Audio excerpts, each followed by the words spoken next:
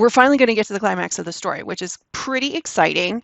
And it's just going to kind of come out of nowhere, and yet it won't. Right, Calvin? Yes, Calvin is here in order to help us through this. So let's go ahead and dive on in.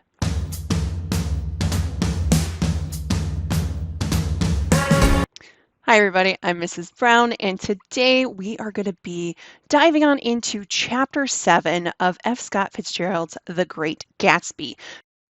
Chapter 7. It was when curiosity about Gatsby was at its highest that the lights in his house failed to go on one Saturday night. And as obscurely as it had begun, his career as Trimalchio was over. If you remember at the end of Chapter 6, Daisy did not like the parties, and really there's no more reason to host these extravagant, very expensive parties. So that's what it means when his career as Trimalchio was over.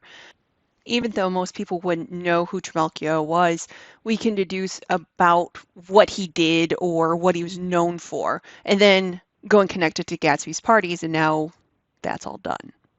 Only gradually did I become aware that the automobiles which turned expectantly into his drive stayed for just a minute and then drove sulkily away. Wondering if he were sick, I went over to find out. An unfamiliar butler with a villainous face squinted at me suspiciously from the door. "Is Mr. Gatsby sick?" "Nope." After a pause, he added, "Sir," in a dilatory, grudging way. I hadn't seen him around, and I was rather worried. "Tell him Mr. Carraway came over." "Who?" he demanded rudely. "Carraway." "Carraway, all right, I'll tell him." Abruptly, he slammed the door. My Finn informed me that Gatsby had dismissed every servant in his house a week ago and replaced them with half a dozen others, who never went into West Egg Village to be bribed by the tradesmen, but ordered moderate supplies over the telephone. The grocery boy reported that the kitchen looked like a pigsty, and the general opinion in the village was that the new people weren't servants at all. Next day, Gatsby called me on the phone. "Going away?" I inquired. "No, old sport. I hear you fired all your servants." "I wanted somebody who wouldn't gossip. Daisy comes over quite often, in the afternoons." So the whole caravansary had fallen in like a card house at the disapproval in her eyes. Already, Daisy is unhappy with the way that Gatsby lives his life. He's trying to change his life to suit her. Remember that every single thing that he's ever done for the past 5 years is to get back to her to make her happy, thinking that this would then go and make him happy too. "There's some people Wolfsheim wanted to do something for. They're all brothers and sisters. They used to run a small hotel." "I see." He was calling up at Daisy's request. Would I come to lunch at her house tomorrow? Miss Baker would be there. Half an hour later, Daisy herself telephoned and seemed relieved to find that I was coming. Something was up. Now they're all going to be at Daisy and Tom's house. So Gatsby, Daisy, Jordan, Nick, and most importantly, Tom. Daisy seemed relieved to find out that Nick was coming over. Does this indicate that she's uncomfortable with Gatsby? Kind of sounds like it. I mean, what is she hoping for? And yet I couldn't believe that they would choose this occasion for a scene, especially for the rather harrowing scene that Gatsby had outlined in the garden. The next day was broiling, almost the last, certainly the warmest of the summer. So just as a review, remember what the seasons represent. Spring generally represents birth and new beginning. Summer is like adulthood and things like heating up. And then autumn is aging and winter is death. So since the day of the meeting is broiling, this symbolizes that the climax of the story is coming. And what does this say about Gatsby and Daisy's relationship? Think about the next season. As my train emerged from the tunnel into sunlight, only the hot whistles of the National Biscuit Company broke the simmering hush at noon. The straw seats of the car hovered on the edge of combustion. The woman next to me perspired delicately for a while into her white shirtwaist, and then, as her newspaper dampened under her fingers, lapsed despairingly into deep heat with a desolate cry. Her pocketbook slapped to the floor. "Oh my," she gasped. I picked it up with a weary bend and handed it back to her, holding it at arm's length. and by the extreme tip of the corners to indicate that I had no designs upon it. But everyone nearby, including the woman, suspected me just the same. "Hot," said the conductor to familiar faces. "Some weather. Hot, hot, hot. Is it hot enough for you? Is it hot? Is it?" My commutation ticket came back to me with a dark stain from his hand. That anyone should care in this heat whose flushed lips he kissed, whose head may damp the pajama pocket over his heart. Through the hall of the Buchanan's house blew a faint wind, carrying the sound of the telephone bell out to Gatsby and me as we waited at the door. "The master's body," roared the butler into the mouthpiece. "I'm sorry, madame, but we can't furnish it. It's far too hot to touch this noon." What he really said was, "Yes, yes, I'll see." He set down the receiver and came toward us, glistening slightly, to take our stiff straw hats. "Madame expects you in the salon," he cried, needlessly indicating the direction. In this heat, every extra gesture was an affront to the common store of life. The room, shadowed well with awnings, was dark and cool.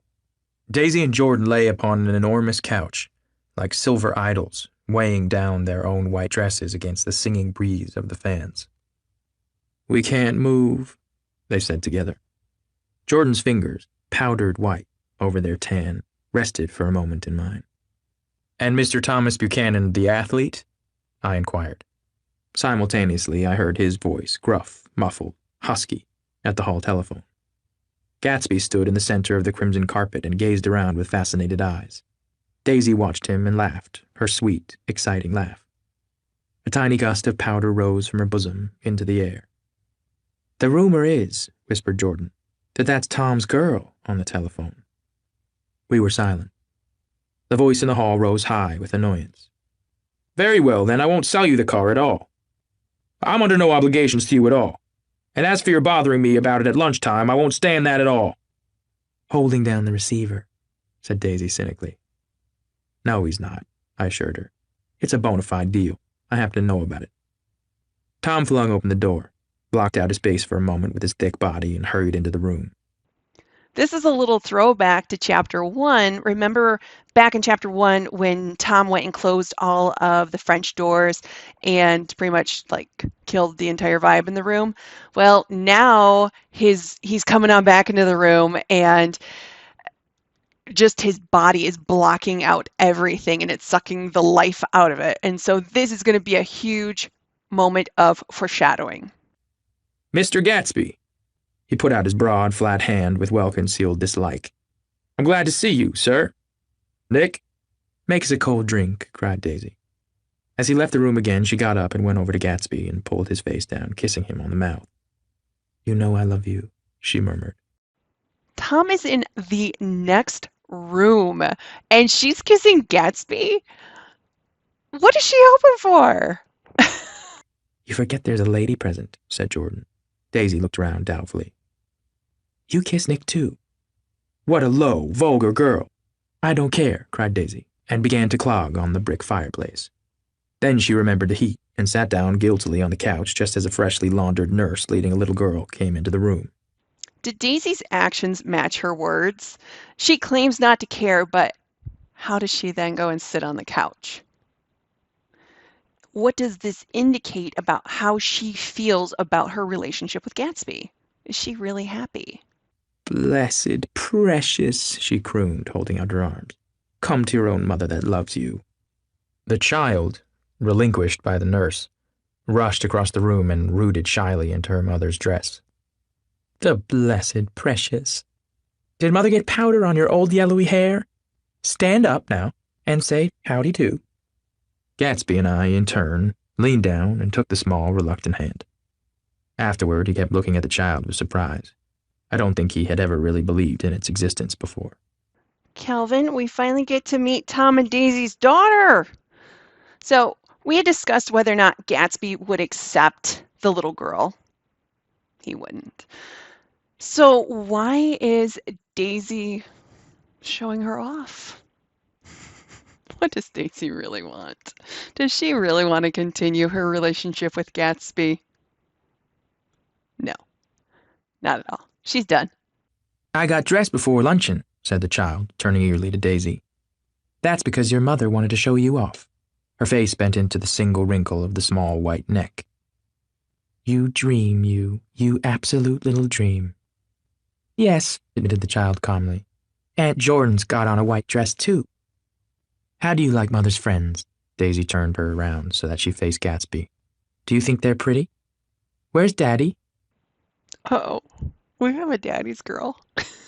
I mean, that's so sweet, but this solidifies that if Gatsby and Daisy got together, Tom would still be part of their lives. This would go against Gatsby's dream of pretending that the last 5 years never ever happened. She doesn't look like her father, explained Daisy. She looks like me. She's got my hair and shape of the face. Daisy sat back upon the couch. The nurse took a step forward and held out her hand. Come, Pammy. Goodbye, sweetheart. With a reluctant backward glance, the well-disciplined child held to her nurse's hand and was pulled out the door, just as Tom came back, preceding 4 gin rickeys that clicked full of ice. Gatsby took up his drink. They certainly look cool, he said, with visible tension. We drank in long, greedy swallows. So, this little bit where Daisy is saying that she doesn't look like Tom and she looks like me, says that she's got my hair in the shape of the face. And it was just described on the previous page that that the daughter has old yellowy hair. Weird description. So I know that we had always talked about that. Daisy's probably a brunette or like a dark blonde, but remember it's the end of the summer. So, like especially if she does have that color of hair of where it's like in between, more of like a blonde color. She's been outside, so it probably does lighten up a little bit, but or it could just be a mistake. Who knows? Because remember, F. Scott Fitzgerald did suffer from alcoholism.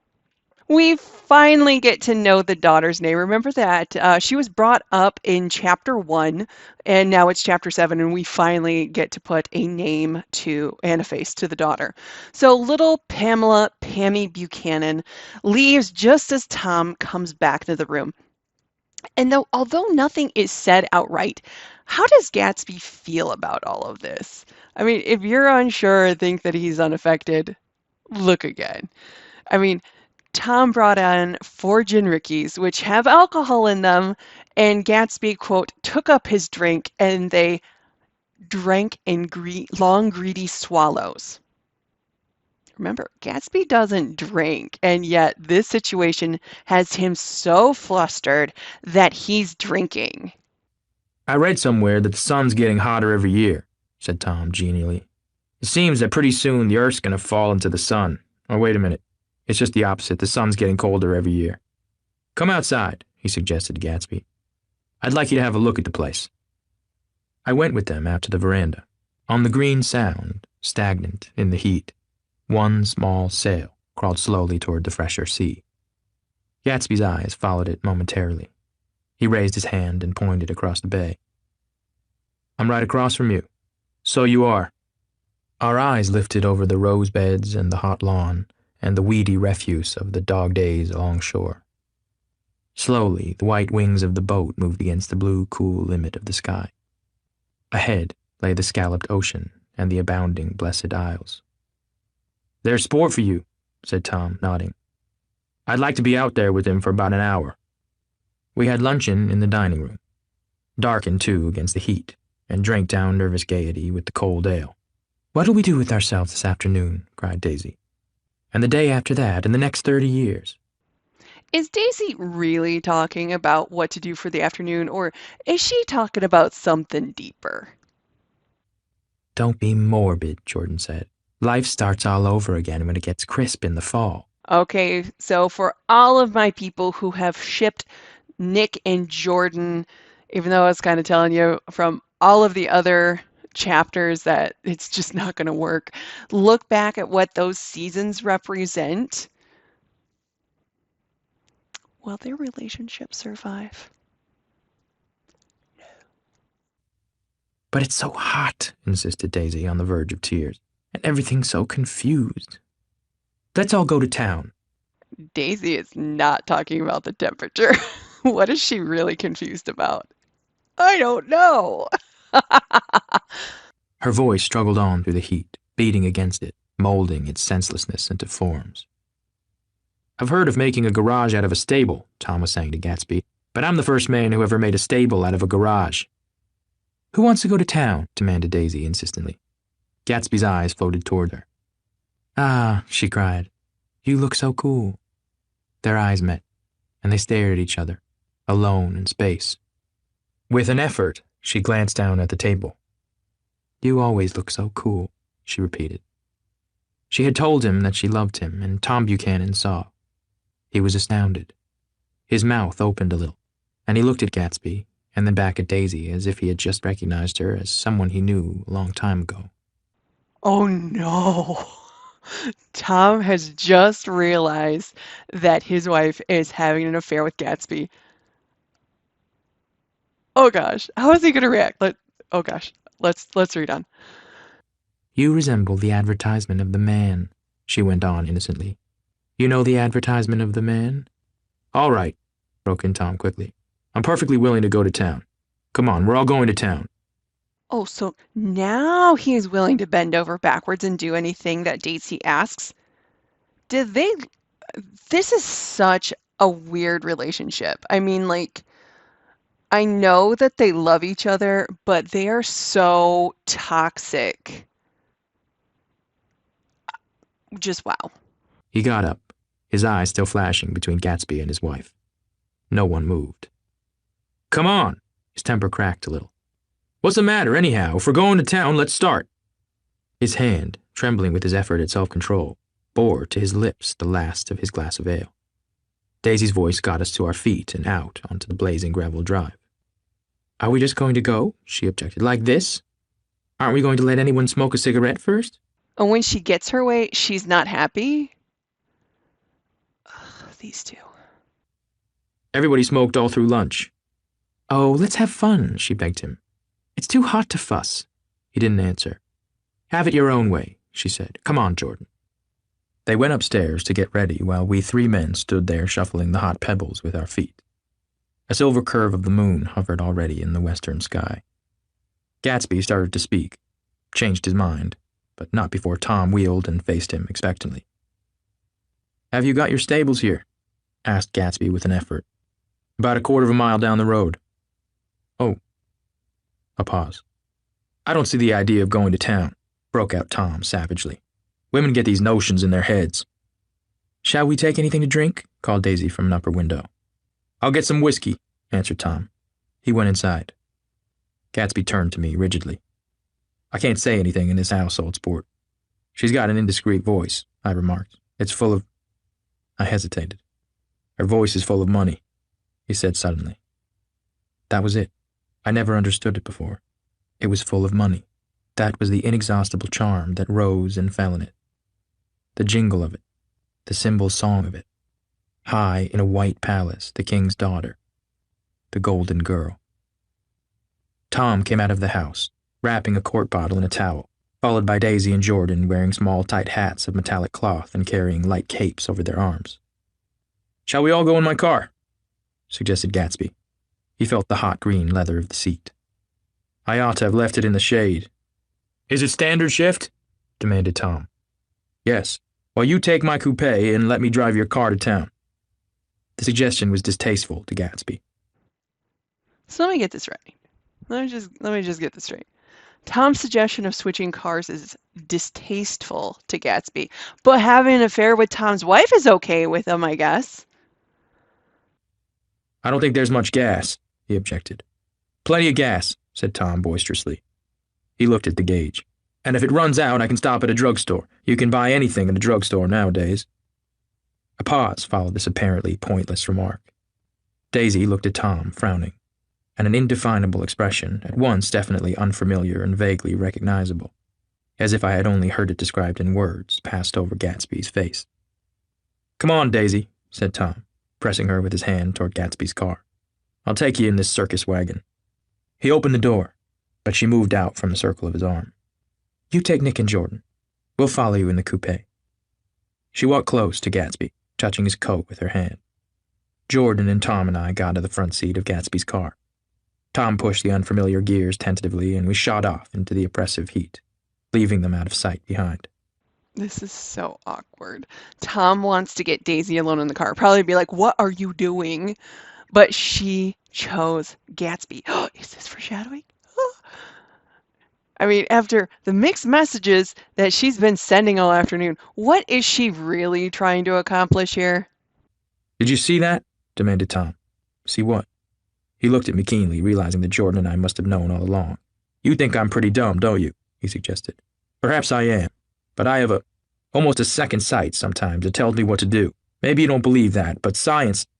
Oh, Tom, just stop talking. Just stop talking. So he's now reverting back to his science, his pseudoscience from chapter one that proved, didn't prove anything, that he was superior to everyone because he's of Nordic descent. Tom, just stop talking, sir. He paused. The immediate contingency overtook him, pulled him back from the edge of the theoretical abyss. I've made a small investigation of this fellow, he continued. I could have gone deeper if I'd known. Do you mean you've been to a medium? Inquired Jordan humorously. What? Confused, he stared at us as we laughed. A medium? About Gatsby? About Gatsby? No, I haven't. I said I've been making a small investigation of his past. And you found he was an Oxford man? Said Jordan helpfully. An Oxford man? He was incredulous. Like hell he is. He wears a pink suit. Nevertheless, he's an Oxford man. Oxford, New Mexico, snorted Tom contemptuously. Or something like that. Listen, Tom, if you're such a snob, why did you invite him to lunch? Demanded Jordan crossly. Daisy invited him. She knew him before we were married, God knows where. We were all irritable now, with the fading ale, and aware of it, we drove for a while in silence. Then, as Dr. T.J. Eckelberg's faded eyes came into sight down the road, I remembered Gatsby's caution about gasoline. We've got enough to get us to town, said Tom. But there's a garage right here, objected Jordan. I don't want to get stalled in this baking heat. Tom threw on both brakes impatiently, and we slid to an abrupt, dusty spot under Wilson's sign. After a moment, the proprietor emerged from the interior of his establishment and gazed, hollow-eyed, at the car. Let's have some gas, cried Tom roughly. What do you think we stopped for, to admire the view? I'm sick, said Wilson without moving. Been sick all day. What's the matter? I'm all run down. Well, shall I help myself? Tom demanded. You sounded well enough on the phone. With an effort, Wilson left the shade in support of the doorway and, breathing hard, unscrewed the cap of the tank. In the sunlight, his face was green. It's my favorite character, Mr. Wilson, Mr. George Wilson. Why is his face green? Is he sick? Wilson, what happened? I didn't mean to interrupt your lunch, he said. But I need money pretty bad, and I was wondering what you were going to do with your old car. How do you like this one? Inquired Tom. Bought it last week. Why is Tom trying to make Wilson believe that Gatsby's car belongs to him? This is weird. It's a nice yellow one, said Wilson, as he strained at the handle. Like to buy it? Big chance, Wilson smiled faintly. No, but I could make some money on the other. What do you want money for all of a sudden? I've been here too long. I want to get away. My wife and I want to go west. Your wife does, exclaimed Tom, startled. The plot thickens. So in the span of an hour, Tom's entire world is completely shattered. His wife is having an affair and his mistress is leaving him to go west. Huh. Things are finally not looking up for Tom. I'm okay with this. She's been talking about it for 10 years. He rested for a moment against the pump, shading his eyes.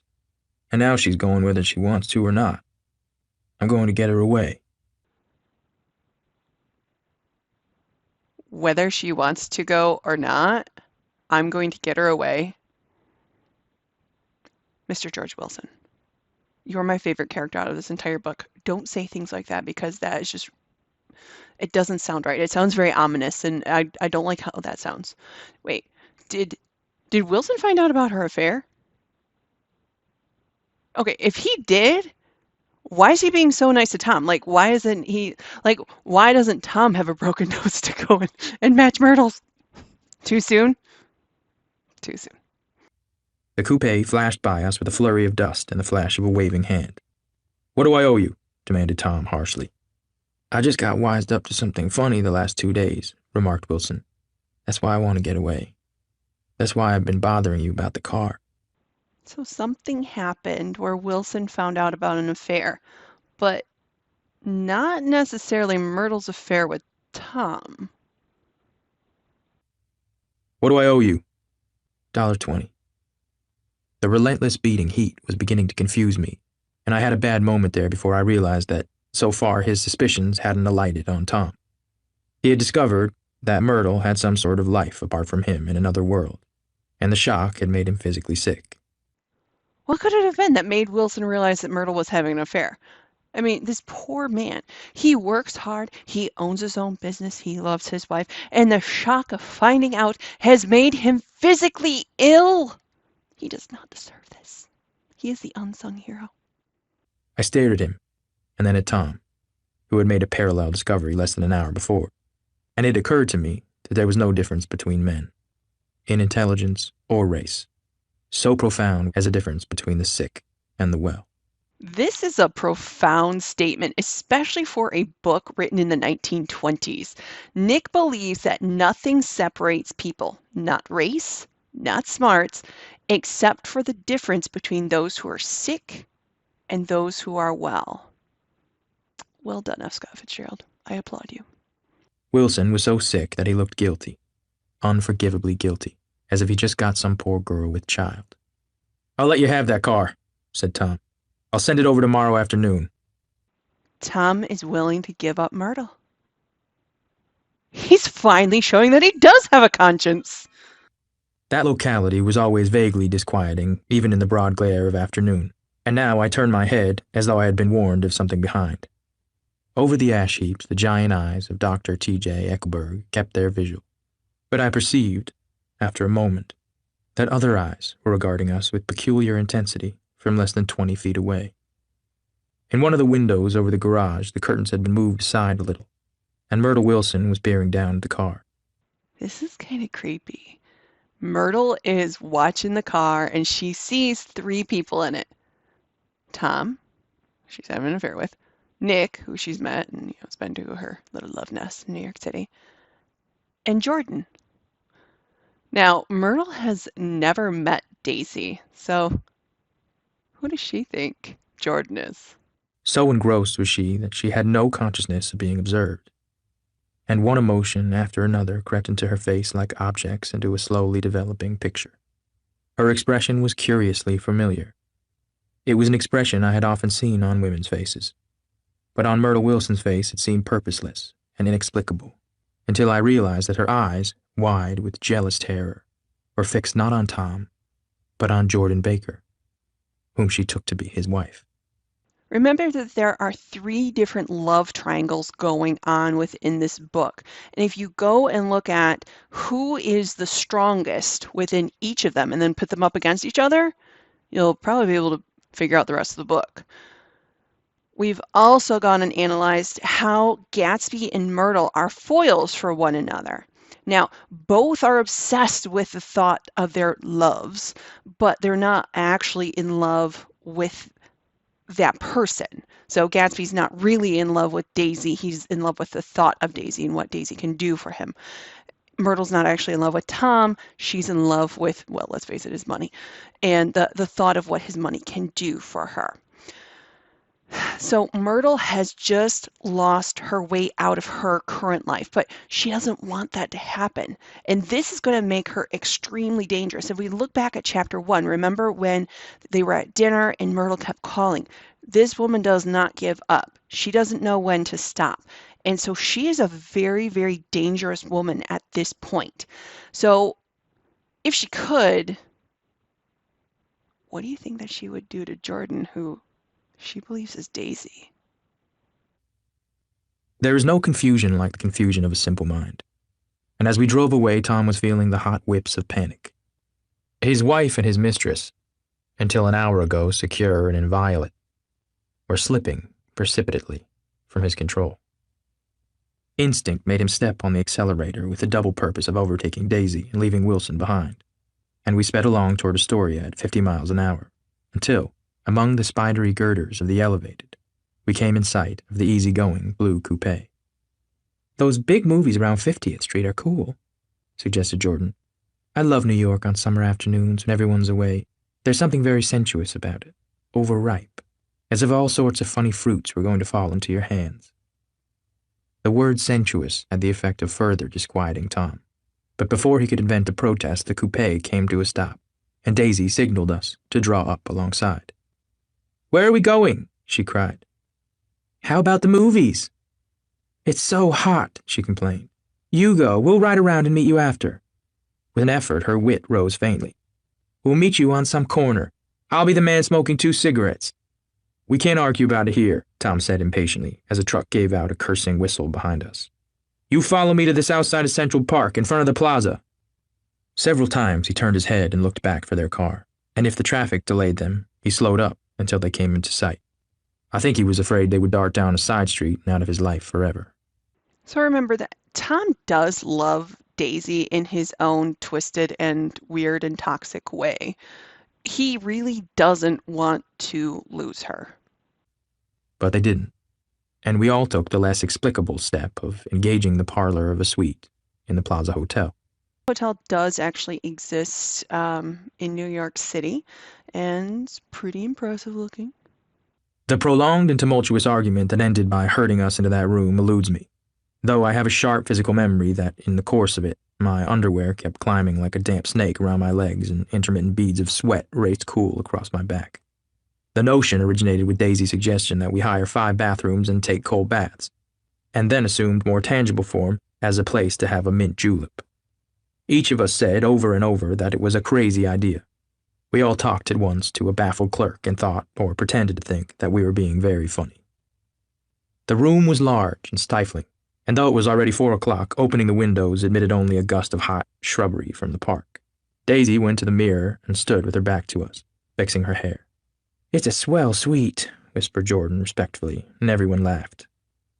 "Open another window," commanded Daisy, without turning around. "There aren't any more." "Well, we better telephone for an axe." "The thing to do is to forget about the heat," said Tom impatiently. "You make it 10 times worse by crabbing about it." He unrolled the bottle of whiskey from the towel and put it on the table. "Why not let her alone, old sport?" remarked Gatsby. "You're the one that wanted to come to town." There was a moment of silence. The telephone book slipped from its nail and splashed to the floor, whereupon Jordan whispered, "Excuse me." But this time no one laughed. "I'll pick it up," I offered. "I've got it." Gatsby examined the parted string, muttered, in an interested way, and tossed the book on a chair. "That's a great expression of yours, isn't it?" said Tom sharply. "What is?" "Oh, this old sport business. Where'd you pick that up?" Oh, well then. Shots fired. Tom is definitely ready for a fight. "Now see here, Tom," said Daisy, turning around from the mirror. "If you're going to make personal remarks, I won't stay here a minute. Call up and order some ice for the mint julep." As Tom took up the receiver, the compressed heat exploded into sound, and we were listening to the portentous chords of Mendelssohn's Wedding March from the ballroom below. "Imagine marrying anybody in this heat," cried Jordan dismally. "Still, I was married in the middle of June," Daisy remembered. "Louisville in June. Somebody fainted." "Who was it fainted, Tom?" "Biloxi," he answered shortly. "A man named Biloxi, Blocks Biloxi, and he made boxes, that's a fact, and he was from Biloxi, Mississippi." "They carried him into my house," appended Jordan, "because we lived just 2 doors from the church, and he stayed 3 weeks until Daddy told him he had to get out. The day after he left, Daddy died." After a moment, she added, as if she might have sounded irreverent, "There wasn't any connection." "I used to know a Bill Biloxi from Memphis," I remarked. "That was his cousin. I knew his whole family history before he left. He gave me an aluminum putter that I use today." The music had died down as the ceremony began, and now a long cheer floated in at the window, followed by intermittent cries of "Yeah, yeah, yeah," and finally by a burst of jazz as the dancing began. "We're getting old," said Daisy. "If we were young, we'd rise and dance." "Remember Biloxi?" Jordan warned her. "Where'd you know him, Tom?" "Biloxi?" He concentrated with an effort. "I didn't know him. He was a friend of Daisy's." "He was not," she denied. "I've never seen him before. He came down in the private car." "Well, he said he knew you. He said he was raised in Louisville." Asa Bird brought him around at the last minute and asked if we had room for him. Biloxi was a wedding crasher. Huh, who else in the room isn't as he appears to be? Oh, I wonder. Jordan smiled. He was probably bumming his way home. He told me he was president of your class at Yale. Tom and I looked at each other blankly. Biloxi? First place, we didn't have any president. Gatsby's foot beat a short, restless tattoo, and Tom eyed him suddenly. By the way, Mr. Gatsby, I understand you're an Oxford man. Not exactly. Oh, yes, I understand you went to Oxford. Yes, I went there. Now, notice that phrasing. Gatsby said he went to Oxford, not that he attended classes or graduated from there. Remember, we already know that he went to college for 2 weeks in Minnesota and he was a St. Olaf of Minnesota man, but then he dropped out. A pause. Then Tom's voice, incredulous and insulting. You must have gone there about the time Biloxi went to New Haven. Another pause. A waiter knocked and came in with crushed mint and ice, but the silence was unbroken by his thank you and the soft closing of the door. This tremendous detail was to be cleared up at last. I told you I went there, said Gatsby. I heard you, but I'd like to know when. It was in 1919. I only stayed 5 months. That's why I can't really call myself an Oxford man. Tom glanced around to see if we mirrored his unbelief, but we were all looking at Gatsby. It was an opportunity they gave to some of the officers after the armistice, he continued. We could go to any of the universities in England or France. I wanted to get up and slap him on the back. I had one of those renewals of complete faith in him that I'd experienced before. Daisy rose, smiling faintly, and went to the table. Open the whiskey, Tom, she ordered, and I'll make you a mint julep. Then you won't seem so stupid to yourself. Look at the mint. Wait a minute, snapped Tom. I want to ask Mr. Gatsby one more question. Go on, Gatsby said politely. What kind of a row are you trying to cause in my house, anyhow? They were out in the open at last, and Gatsby was content. Oh no. Tom calls out Gatsby for having an affair with Daisy. Now, carefully pay attention to this next part and watch to see who wins the fight. He isn't causing a row. Daisy looked desperately from one to the other. You're causing a row. Please have a little self-control. Please have a little self-control. Oh, the irony there. Self-control? Repeated Tom incredulously. I suppose the latest thing is to sit back and let Mr. Nobody from nowhere make love to your wife. Well, if that's the idea, you can count me out. Nowadays, people begin by sneering at family life and family institutions, and next they'll throw everything overboard and have an intermarriage between black and white. Flushed with his impassioned gibberish, he saw himself standing alone on the last barrier of civilization. Oh, there's the racist Tom we all hate. Ugh.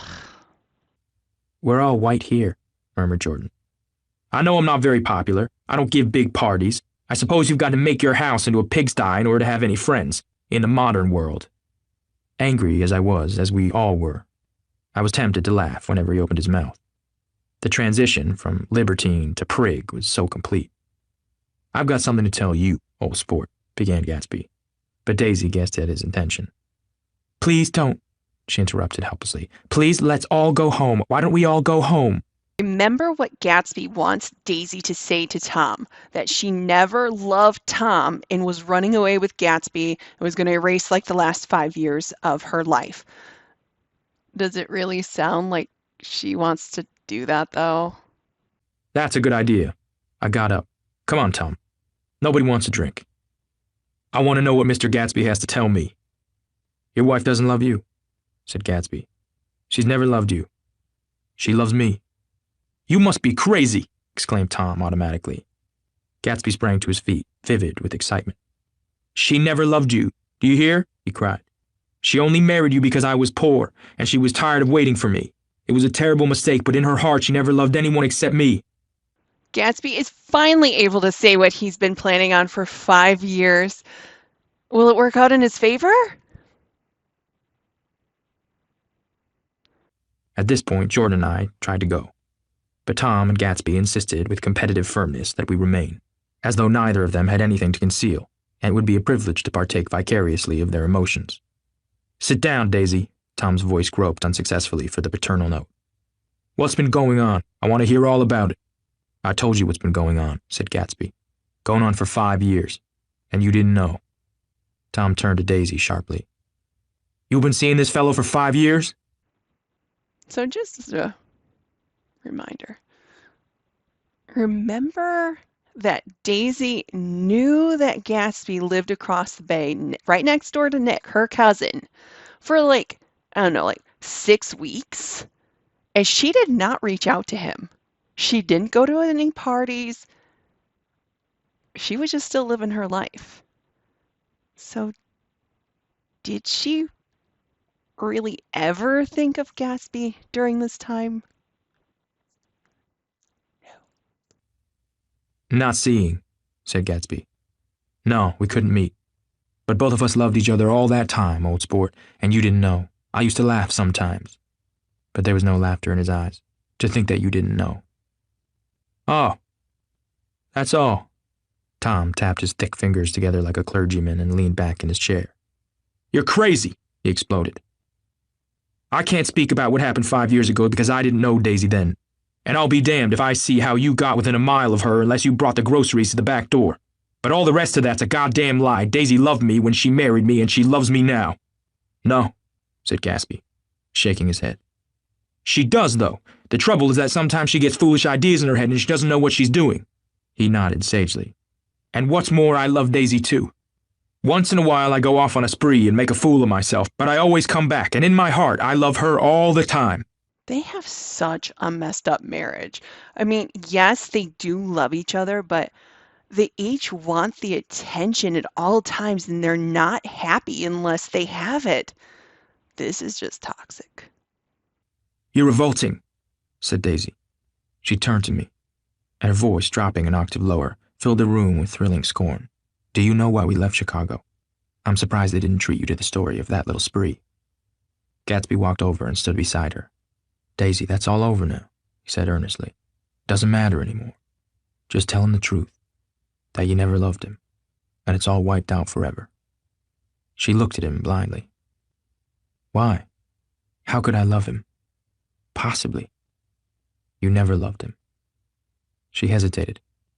Her eyes fell on Jordan and me with a sort of appeal, as though she realized at last what she was doing, and as though she had never, all along, intended doing anything at all. But it was done now. It was too late. I never loved him, she said, with perceptible reluctance. So, yes, Daisy is definitely hurt by Tom's affairs, but does she not love him? Look at how she says, I never loved him. Not a Kapiolani? Demanded Tom suddenly. No. From the ballroom beneath, muffled and suffocating chords were drifting up on hot waves of air. Not that day I carried you down from the punch bowl to keep your shoes dry? There was a husky tenderness in his tone. Daisy. Please don't. Her voice was cold, but the rancor was gone from it. She looked at Gatsby. There, Jay, she said. But her hand, as she tried to light a cigarette, was trembling.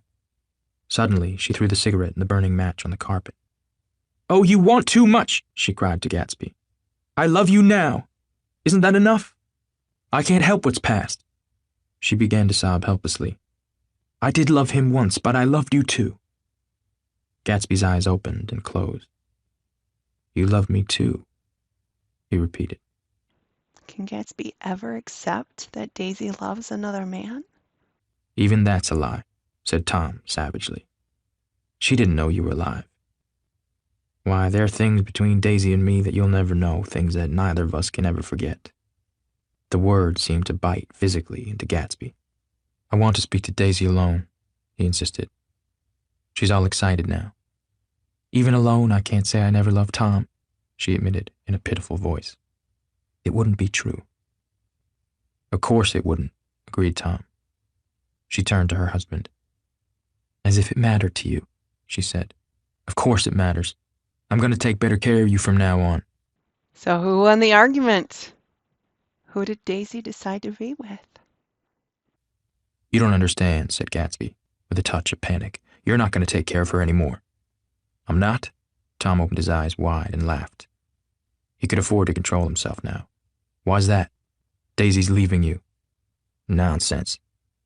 I am, though, she said, with a visible effort. So a visible effort means that the person is struggling. In this case, does Daisy mean what she says? She's not leaving me. Tom's words suddenly leaned down over Gatsby. Certainly not for a common swindler who'd have to steal the ring he put on her finger. I won't stand this, cried Daisy. Oh, please, let's get out. Who are you, anyhow? Broke out Tom. You're one of that bunch that hangs around with Meyer Wolfsheim. That much I happen to know. I made a little investigation into your affairs, and I'll carry it further tomorrow. You can suit yourself about that, old sport, said Gatsby steadily. I found out what your drug stores were. He turned to us and spoke rapidly. He and this Wolfsheim bought up a lot of side street drug stores here and in Chicago and sold grain alcohol over the counter. That's one of his little stunts. I picked him for a bootlegger the first time I saw him, and I wasn't far wrong. All right, so even though we had figured it out, it has now been confirmed. Gatsby does work for the mob, and he is a bootlegger. What about it? Said Gatsby politely. I guess your friend Walter Chase wasn't too proud to come in on it. And you left him in the lurch, didn't you? You let him go to jail for a month over in New Jersey. God, you ought to hear Walter on the subject of you. He came to us dead broke. He was very glad to pick up some money, old sport. Don't call me old sport, cried Tom. Gatsby said nothing. Walter could have you up on the betting laws too, but Wolfsheim scared him into shutting his mouth. That unfamiliar yet recognizable look was back again in Gatsby's face. That drugstore business was just small change, continued Tom slowly. But you've got something on now that Walter's afraid to tell me about. Oh. What is Gatsby into now? I glanced at Daisy, who was staring terrified between Gatsby and her husband, and at Jordan, who had begun to balance an invisible but absorbing object on the tip of her chin. Then I turned back to Gatsby, and was startled at his expression. He looked, and this is said in all contempt for the babbled slander of his garden, as if he had killed a man. For a moment, the set of his face could be described in just that fantastic way.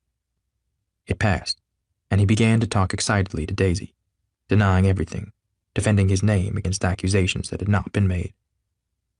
But with every word she was drawing further and further into herself. So he gave that up, and only the dead dream fought on as the afternoon slipped away, trying to touch what was no longer tangible, struggling unhappily, undespairingly, toward that lost voice across the room. So Daisy has officially made her decision. Tom. So a lot of times people will go and argue about like what exactly the climax of the story is. But this is a pretty explosive scene. And so I would definitely argue that this is the climax of the story, where Daisy ultimately chooses Tom, and now Tom is going to feel superior. However, is he going to be okay with having his wife's ex-boyfriend living across the bay and, let's face it, like creeping on him all the time, like reaching on out and trying to constantly get her back? Will Gatsby ever really give up? So, I mean, that now makes Tom kind of a very dangerous type of person, too. Because, I mean, let's face it, he's kind of a vindictive fellow. I mean, remember all the way back to chapter 1 where he's described as being like super aggressive. So, I mean, I could see him like doing something. I don't know. Slashing Gatsby's tires? I don't know. Something. The voice begged again to go. Please, Tom, I can't stand this anymore. Her frightened eyes told that whatever intentions, whatever courage she had had, were definitely gone. You two start on home, Daisy, said Tom, in Mr. Gatsby's car.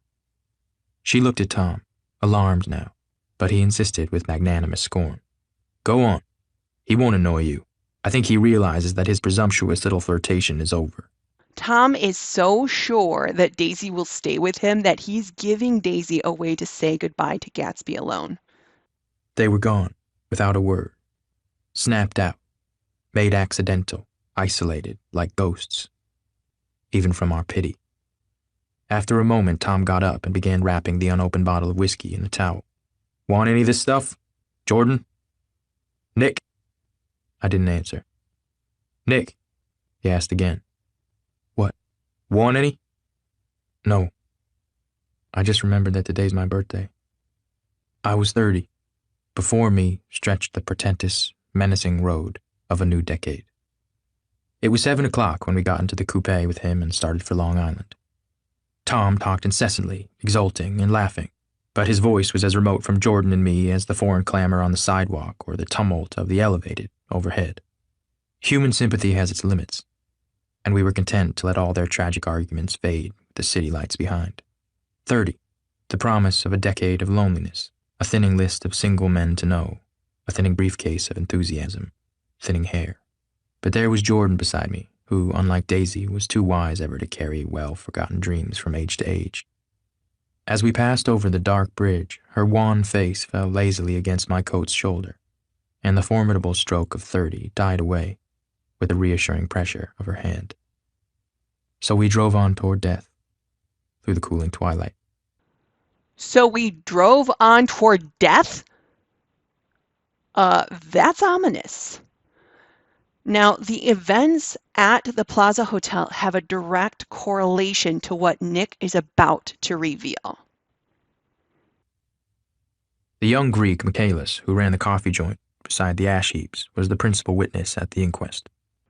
Even though it doesn't say where this takes place, readers can deduce that it's the Valley of Ashes because of the word ash heaps. He had slept through the heat until after 5, when he strolled over to the garage and found George Wilson sick in his office. Really sick, pale as his own pale hair, and shaking all over. Michaelis advised him to go to bed, but Wilson refused, saying that he'd miss a lot of business if he did. While his neighbor was trying to persuade him, a violent racket broke out overhead.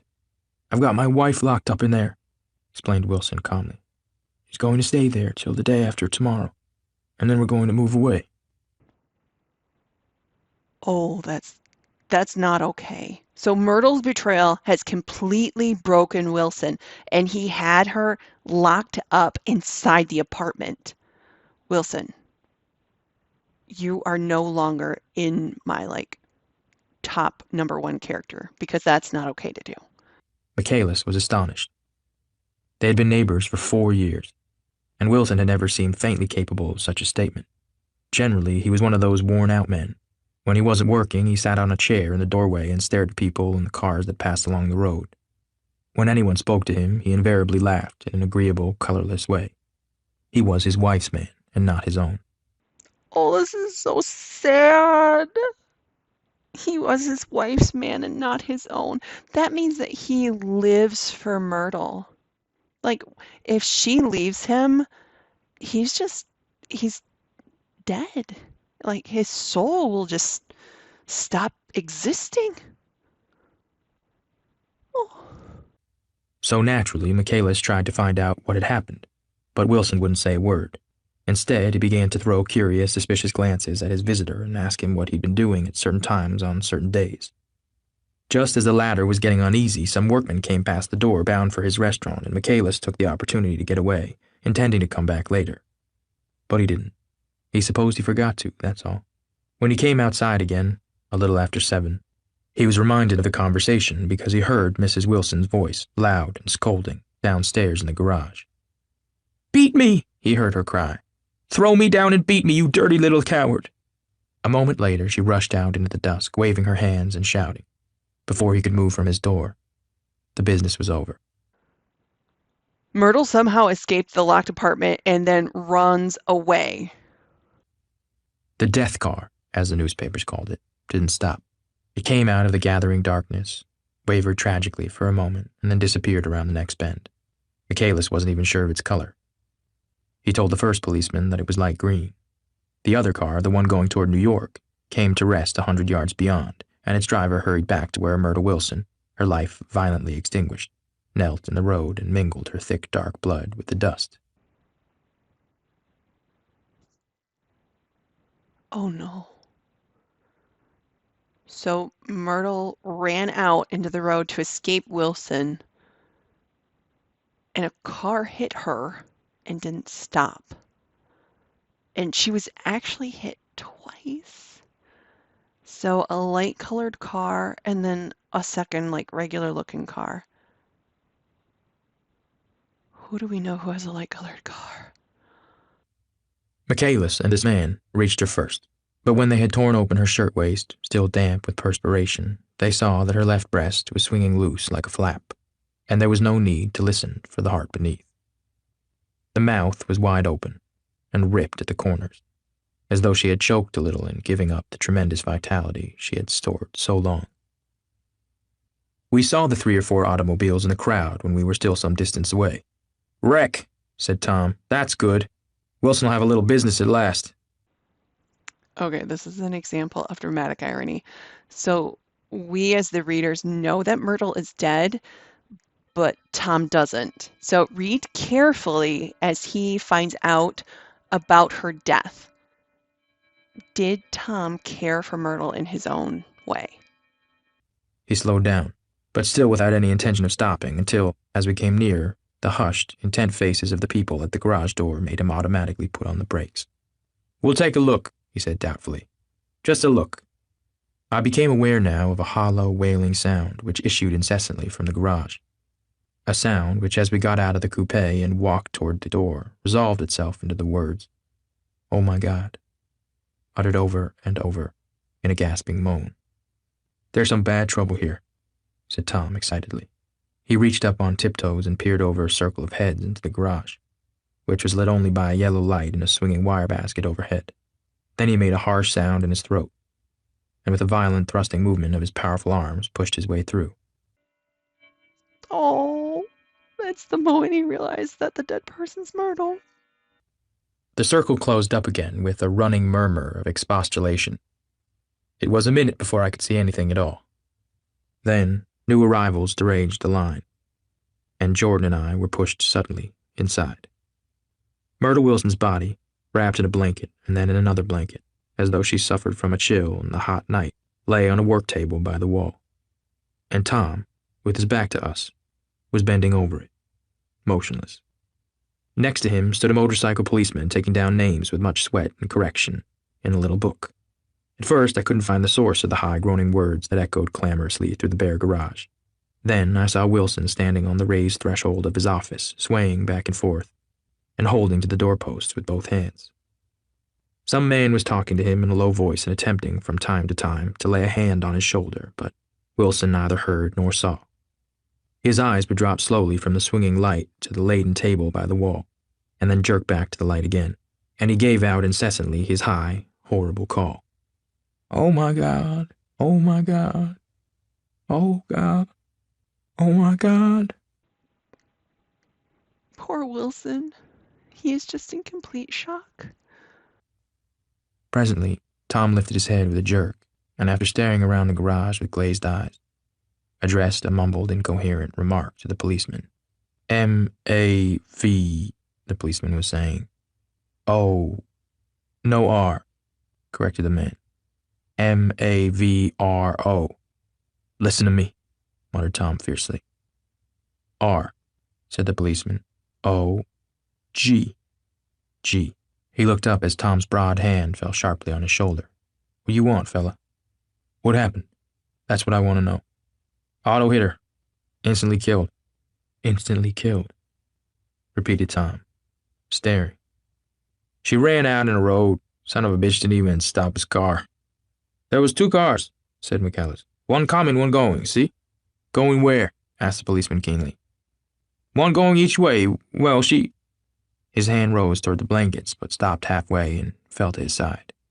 "She ran out there, and the one coming from New York knocked right into her, going 30 or 40 miles an hour."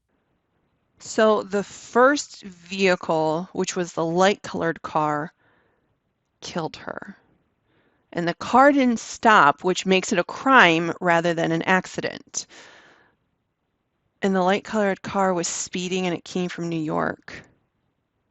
Who could that be? "What's the name of this place here?" demanded the officer. "Hasn't got any name." A pale, well-dressed Negro stepped near. "It was a yellow car," he said. "Big yellow car. New." I'm just going to let you form your own conclusions as to who was driving this yellow car. Seen the accident? Asked the policeman. No, but the car passed me down the road going faster than 40. Going 50, 60. Come here and let's have your name. Look out now. I want to get his name. Some words of this conversation must have reached Wilson, swaying in the office door. For suddenly, a new theme found voice among his gasping cries. You don't have to tell me what kind of car it was. I know what kind of car it was. Watching Tom, I saw the wad of muscle, back of his shoulder tighten under his coat. He walked quickly over to Wilson and, standing in front of him, seized him firmly by the upper arms. You gotta pull yourself together, he said with soothing gruffness. Wilson's eyes fell upon Tom. He started up on his tiptoes, and then would have collapsed to his knees had not Tom held him upright. Listen, said Tom, shaking him a little. I just got here a minute ago, from New York. I was bringing you that coupe we've been talking about. That yellow car I was driving this afternoon wasn't mine, do you hear? I haven't seen it all afternoon. Remember that Wilson saw a large yellowish car earlier in the day heading to New York, and it was Tom who was driving and claiming it was his. So he now believes that Tom is Myrtle's killer. Only the Negro and I were near enough to hear what he said, but the policeman caught something in the tone and looked over with truculent eyes. What's all that? He demanded. I'm a friend of his. Tom turned his head, but kept his hands firm on Wilson's body. He says he knows the car that did it. It was a yellow car. Some dim impulse moved the policeman to look suspiciously at Tom. And what color's your car? It's a blue car, a coupe. We've come straight from New York, I said. Someone who had been driving a little behind us confirmed this, and the policeman turned away. Now, if you let me have that name again correct. Picking up Wilson like a doll, Tom carried him into the office, set him down in a chair, and came back. If somebody'll come here and sit with him, he snapped authoritatively. He watched while the two men standing closest glanced at each other and went unwillingly into the room. Then Tom shut the door on them and came down the single step, his eyes avoiding the table. As he passed close to me, he whispered, Let's get out. Self-consciously, with his authoritative arms breaking the way, we pushed through the still gathering crowd, passing a hurried doctor, case in hand, who had been sent for in wild hope half an hour ago. Tom drove slowly until we were beyond the bend, then his foot came down hard, and the coupe raced along through the night. In a little while I heard a low, husky sob, and saw that the tears were overflowing down his face. The goddamn coward, he whimpered. He didn't even stop his car. All right, I'm not a fan of Tom, but that makes me so sad. He did care for her in his own way. That does make me sad. The Buchanan's house floated suddenly toward us through the dark, rustling trees. Tom stopped beside the porch and looked up at the second floor, where two windows bloomed with light among the vines. Daisy's home, he said. As we got out of the car, he glanced at me and frowned slightly. I ought to have dropped you in West Egg, Nick. There's nothing we can do tonight. A change had come over him, and he spoke gravely and with decision. As we walked across the moonlight gravel to the porch, he disposed of the situation in a few brisk phrases. I'll telephone for a taxi to take you home, and while you're waiting, you and Jordan better go in the kitchen and have them get you some supper, if you want any. He opened the door. Come in. No thanks, but I'd be glad if you'd order me a taxi. I'll wait outside. Jordan put her hand on my arm. Won't you come in, Nick? No thanks.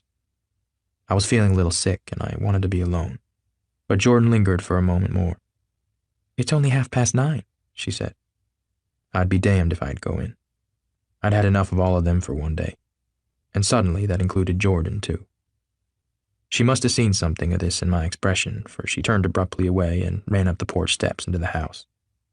I sat down for a few minutes with my head in my hands until I heard the phone taken up inside and the butler's voice calling a taxi. Then I walked slowly down the drive away from the house, intending to wait by the gate. I hadn't gone 20 yards when I heard my name, and Gatsby stepped from between two bushes into the path. I must have felt pretty weird by that time, because I could think of nothing except the luminosity of his pink suit under the moon. What are you doing? I inquired. Just standing here, old sport. On the way back from New York, Daisy was able to say her goodbyes to Gatsby, and she's now inside, and he's just chilling in the bushes. And this shows that no matter what, he's not willing to give up on his dream or find a new dream. Somehow that seemed a despicable occupation. For all I knew, he was going to rob the house in a moment. I wouldn't have been surprised to see sinister faces, the faces of Wolsheim's people, behind him in the dark shrubbery.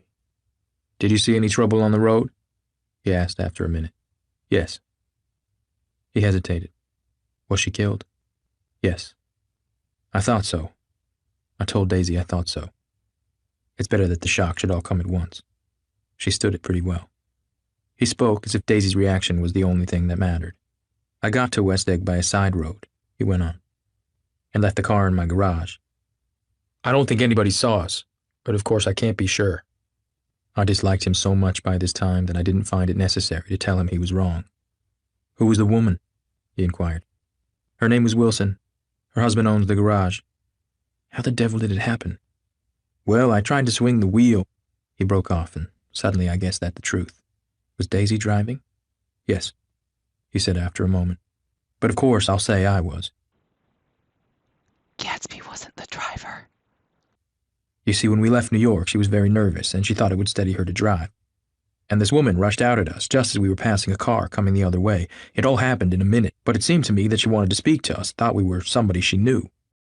This is tragic and yet ironic at the same time. So Myrtle saw the car coming and she thought it was Tom driving because remember, Tom was driving a yellowy colored car earlier.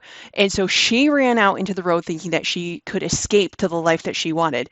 I mean, remember, like she would have, she thought that Jordan was Daisy, and that would have been awkward. Like, hey, can you stop and scooch over, Daisy? Coming on in here. But that didn't happen, obviously. So it was an accident that Daisy, who is Tom's wife, killed Myrtle, Tom's mistress. Well, first Daisy turned away from the woman toward the car, and then she lost her nerve and turned back. The second my hand reached the wheel, I felt the shock. It must have killed her instantly. It ripped her open. Don't tell me, old sport. He winced. Anyhow, Daisy stepped on it. I tried to make her stop, but she couldn't, so I pulled on the emergency brake. Then she fell over into my lap, and I drove on. She'll be all right tomorrow, he said presently. I'm just going to wait here and see if he tries to bother her about that unpleasantness this afternoon. She's locked herself into her room, and if he tries any brutality, she's going to turn the light out and on again. Oh, wow. Gatsby can be callous. Like, ouch. He is only concerned about Daisy. He won't touch her, I said. He's not thinking about her. I don't trust him, old sport. How long are you going to wait? All night, if necessary. Anyhow, till they all go to bed. A new point of view occurred to me. Suppose Tom found out that Daisy had been driving. He might think he saw a connection in it. He might think anything. I looked at the house. There were 2 or 3 bright windows downstairs and the pink glow from Daisy's room on the second floor. You wait here, I said. I'll see if there's any sign of a commotion. I walked back along the border of the lawn, traversed the gravel softly, and tiptoed up the veranda steps. The drawing-room curtains were open, and I saw that the room was empty. Crossing the porch where we had dined that June night, 3 months before, I came to a small rectangle of light, which I guessed was the pantry window. The blind was drawn, but I found a rift at the sill. Daisy and Tom were sitting opposite each other at the kitchen table, with a plate of cold fried chicken between them, and 2 bottles of ale. He was talking intently across the table at her, and in his earnestness his hand had fallen upon and covered her own. Once in a while she looked up at him and nodded in agreement. They weren't happy, and neither of them had touched the chicken or the ale, and yet they weren't unhappy either. There was an unmistakable air of natural intimacy about the picture, and anybody would have said that they were conspiring together. This part is huge. Tom and Daisy are together talking, and pay attention to that last sentence. There was an unmistakable air of natural intimacy about the picture, which means that they've grown close. Nothing wrong with that. That's okay, good. Maybe they've forgiven each other for the harsh words from earlier at the Plaza Hotel. And, quote, anybody would have said that they were conspiring together. So what does conspiring mean? What are they conspiring about? Who, who are they conspiring against? So this is a clue to the rest of the story. So remember that the beginning of the book, chapter 1, second page, says that Gatsby died, and it was because of what, quote unquote, preyed on Gatsby, which indicates hunting. What are Tom and Daisy discussing as they're eating some cold fried chicken? As I tiptoed from the porch, I heard my taxi feeling its way along the dark road toward the house. Gatsby was waiting where I had left him in the drive. Is it all quiet up there? He asked anxiously. Yes, it's all quiet. I hesitated. You'd better come home and get some sleep. He shook his head. I want to wait here till Daisy goes to bed. Good night, old sport. He put his hands in his coat pockets and turned back eagerly to his scrutiny of the house, as though my presence marred the sacredness of the vigil. So I walked away and left him standing there in the moonlight, watching over nothing. That was a lot. That was a lot. That was just a lot. Yeah, that was a lot. So Myrtle's dead. Wilson is inconsolable. Gatsby is heartbroken, but still persevering and not giving up. Nick's 30 and just remembered it. Tom's victorious, but still heartbroken that his mistress is dead. And how does Daisy feel?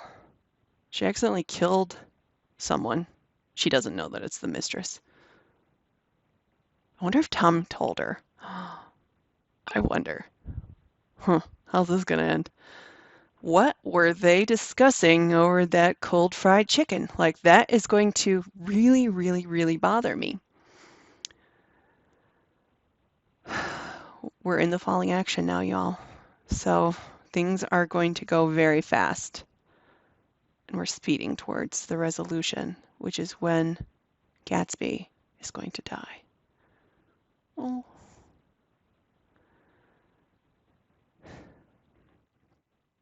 So I hope that this has been helpful for you, and we'll see you next time.